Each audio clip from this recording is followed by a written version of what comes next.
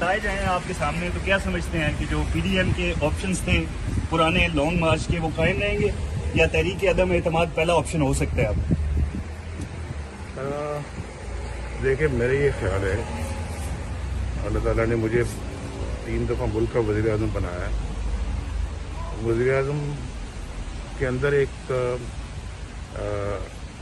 जो है ना वो अगर इस तरह की शिकस्त हुई जैसे कि आज इमरान खान को हुई है और उसकी पार्टी को हुई है, तो मेरा ख्याल है कि अब कोई इखलाकी जवाब नहीं रह गया कि वो मुल्क के वज़ीर आज़म रहें और पीटीआई की हुकूमत रहे।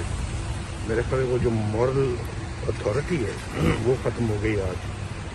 तो इस सिलसिले में मैं समझता हूँ कि कोई भी ऑनरेबल आदमी जो है, जो ऐसी कुर्सी पे बैठा हो और ऐसे मनसब पर फायज हो, उसको फौरी तौर के ऊपर इस्तीफ़ा देकर घर जाना चाहिए। मेरे ख्याल यही बेहतरीन रास्ता है। अगर कोई ऑनर किसी में है तो ऑनरेबल रास्ता यही है।